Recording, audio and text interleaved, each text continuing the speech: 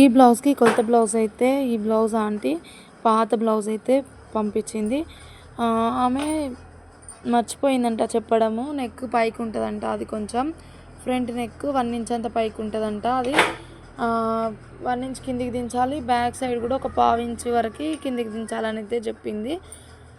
మనకు చెప్పడం ఎప్పుడు చెప్పింది, నేను బ్లౌజ్ అంతా స్టిచ్ చేసిన తర్వాత 2-3 డేస్కి కాల్ చేసి అయితే చెప్పింది.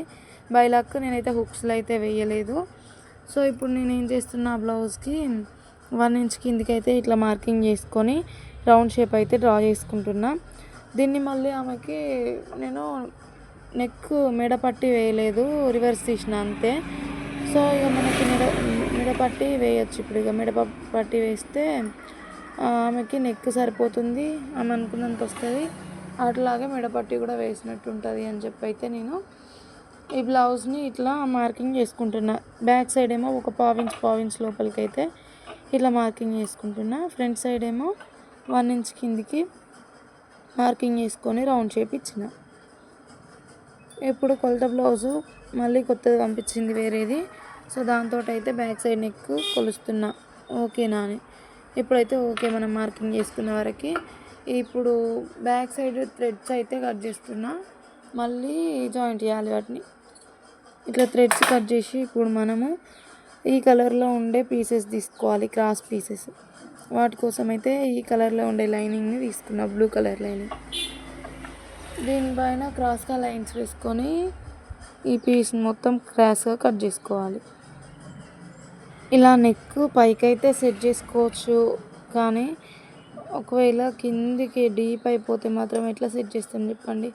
సో ముందుగానే చెప్పాలి, ఏదన్నా ముందుగా మనం కూడా అడగాలి. నేను ఎప్పటికి ఇస్తుంది కదా, మంచి బ్లౌజే ఇచ్చిందిలే అనుకున్నాను.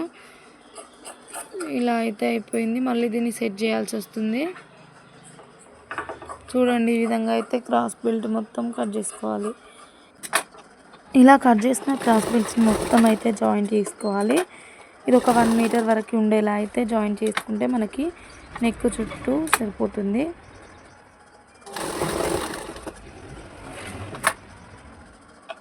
ఇలా మొత్తం జాయింటింగ్ చేసుకున్న తర్వాత అయితే మనం బ్లౌజ్ని తీసుకోవాలి.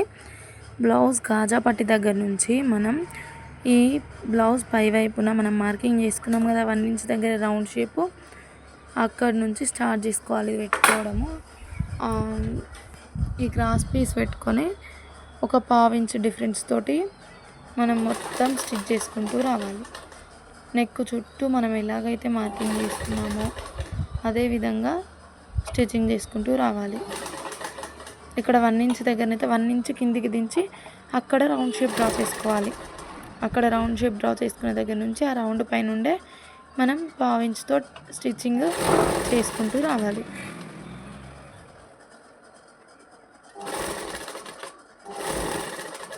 మనం ఇలా స్టిచ్చింగ్ చేసేటప్పుడు మనం ఈ క్రాస్ పట్టీని అస్సలే లాగకూడదు. లాగకుండా జస్ట్ నార్మల్గా ఇట్లా పెట్టి స్టిచ్చింగ్ చేసుకుంటూ రావాలి. మళ్ళీ లాగితే మళ్ళీ బ్లౌజు నీట్గా రాదు, నెక్ ఎక్కువైపోతుంది, మళ్ళీ గలీజ్ అయిపోతుంది బ్లౌజు. సో మనం లాగకుండా ఇలా అయితే చుట్టూ 1/4 ఇంచ్ డిస్టెన్స్ తోటి కుట్టుకుంటూ రావాలి. మళ్ళీ ఫ్రంట్ పార్ట్ దగ్గరికి వచ్చిన తర్వాత మనం 1 ఇంచ్ కిందికి మార్కింగ్ చేసుకున్నాం కదా, అక్కడ దానిపైన పెట్టుకుంటూ రౌండ్గా స్టిచ్చింగ్ చేసుకుంటూ రావాలి. మనం ఎక్కడ కానీ స్ట్రైట్గా కుట్టొద్దు అంటే మన బ్యాక్ నెక్ స్ట్రైట్ ఉన్న ప్లేస్లోనే స్ట్రైట్గా కుట్టాలి. మళ్ళీ రౌండ్ కర్వ్ షేప్ తిరిగే దగ్గర మనం రౌండ్గా స్టిచ్చింగ్ చేసుకుంటూ రావాలి. ఇప్పుడు ఆ ఎక్స్ట్రా మొత్తం కట్ చేసుకోవాలి. మనం 1 ఇంచ్ కిందికి తెంచినాం కదా ఫ్రంట్ పార్ట్ దగ్గర, అది కట్ చేసుకోవాలి. అది కట్ చేసుకొని మనం మళ్ళీ ఇప్పుడు దీన్ని రిటర్న్ పెట్టుకొని ఒకసారి కొంచెం ఒక 1/4 ఇంచ్ పైకి ఉండేలా చూసుకొని రిటర్న్ పెట్టుకొని ఒక కుట్టు వేసుకుంటూ పోవాలి. చూడండి, ఇప్పుడు నేను చూపిస్తాను.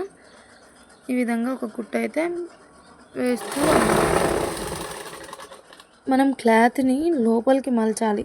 ఓన్లీ హెమ్మింగ్ పట్టి ఎంత ఉంటుందో అంత పైకి ఉంచి మిగతాది మొత్తం లోపలికి మలిచేసి కిందికి మలవాలి అని స్టిచ్చింగ్ చేయాలి. దాని మీద పడేటట్టు ఇట్లా స్టిచ్చింగ్ చేసి మళ్ళీ దీన్ని ఇంకోసారి లోపలికి మలిచి స్టిచ్చింగ్ చేస్తే అయిపోతుంది అన్నట్టు.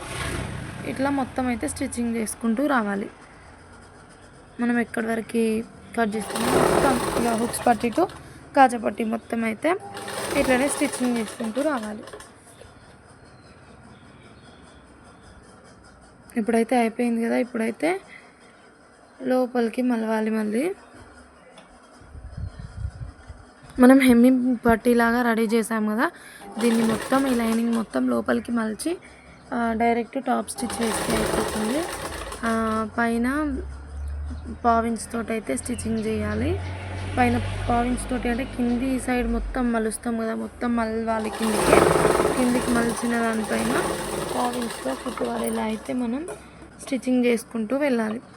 ఇప్పుడు చూడండి, నేను స్టార్టింగ్ చేస్తున్నాను. అలా లోపలికి మలిచాను, మొత్తం లోపలికి మలిచేసి ఇప్పుడు స్టిచ్చింగ్ అయితే స్టార్ట్ చేస్తున్నా. స్టార్టింగ్లో రఫ్ తీసుకోవాలి. రఫ్ తీసుకొని ఇలా లోపలికి మలుస్తూ చిన్నగా రౌండ్ తిప్పుతూ మొత్తం అయితే స్టిచ్చింగ్ చేసుకోవాలి. ఇదే విధంగా నెక్ మొత్తం కింద లైనింగ్ పైన కూడా పడేటట్టు మనం స్టిచ్ చేసుకోవాలి, లేకపోతే కింద లైనింగ్ బయటకు వచ్చేస్తుంది. నెక్కును ఎక్కడా లాగకుండా రౌండ్గా తిప్పుతూ మనం స్టిచ్చింగ్ అయితే చేసుకోవాలి. పావించ్ వెడల్పుతోటే మనం కింద పట్టి పైన పడుతుందా లేదా అని గమనించుకుంటూ పావించ్ వెడల్పుతోటే మొత్తం స్టిచ్చింగ్ చేసుకుంటూ రావాలి. ఇప్పుడు ఇట్లా మొత్తం స్టిచ్చింగ్ అయిపోయిన తర్వాత మళ్ళీ స్టార్టింగ్ పాయింట్ నుండి కార్నర్లో మళ్ళీ 2 కుట్లు వేస్తాం మన నెక్కుకు మనం. లేదంటే హెమ్మింగ్ చేస్తారు, కానీ ఇప్పుడు హెమ్మింగ్ ఎవరు చేయించుకోవట్లేరు. ఎందుకంటే మధ్యలో ఊడిపోతే అంటే బ్లౌజ్ వాడిన తర్వాత హెమ్మింగ్ ఊడిపోతే గలీజ్గా ఉంటుంది. మళ్ళీ చేయించుకోవడానికి హెమ్మింగ్ కోసం మళ్ళీ ఇదంతా అవసరమా అని చెప్పి ఎవరు హెమ్మింగ్ అయితే చేయించుకోలేరు. సో ఇప్పుడు డబుల్ స్టిచ్చింగ్ అయితే వేయాలి. డబుల్ స్టిచ్చింగ్ అంటే ఇప్పుడు కార్నర్లో వేయాలి. ఇంతకుముందు పావించి పెట్టేసినాం కదా, ఇప్పుడు కార్నర్లో వేసినాను. చూడండి, వేయడం అయితే అయిపోయింది. సో ఇప్పుడైతే నెక్ అయితే రెడీ అయిపోయింది. నెక్ పైకి అయితే ఈ విధంగా అయితే మనం సెట్ చేసుకోవచ్చు. అందుకే నెక్ కట్ చేసేటప్పుడు అయితే ఎప్పుడు కానీ తొందరగా డీప్గా కట్ చేయొద్దు. ఆమె చేసిన మిస్టేక్ వల్లనైతే ఇక నేను ఇట్లా సెట్ చేసి అయితే ఇచ్చేసాను బ్లౌజు. చూడండి, ఈ విధంగా అయితే ఒకవేళ హుక్స్లో వేసి ఉన్నా కూడా పైన హుక్స్ ఇప్పి మనం నెక్ ఎంత కిందికి కావాలో చూసుకొని మనం ఈ విధంగా అయితే సెట్ చేసుకోవచ్చు. ఇప్పుడు నెక్ను ఆమె మళ్ళీ పంపించిన కొలత బ్లౌజ్ తోటి సెట్ అయిందా లేదా అని చూస్తున్నాను. చూడండి, కాకపోతే షోల్డర్ మాత్రం ఒక పావించు తగ్గుతుంది ఖచ్చితంగా. ఎందుకంటే మనం లోపలికి మలవడానికి పావించుతో లైన్ మార్కింగ్ చేసుకోవడం వల్ల షోల్డర్ పావించు అయితే తగ్గిపోతుంది. ఈ విధంగా అయితే నెక్ మొత్తం మూలుస్తున్నా. కొంచెం ఎక్కువ వచ్చింది, ఆ ఎక్కువ వచ్చిన ప్లేస్ కాజా పెట్టే హుక్స్ కొంచెం జరిపి పెట్టేస్తే అయిపోతుంది. ఇప్పుడు మనం బ్యాక్ అవి థ్రెడ్స్ కట్ చేసాం కదా, వాటిని అయితే జాయింట్ చేసుకుంటున్నాం.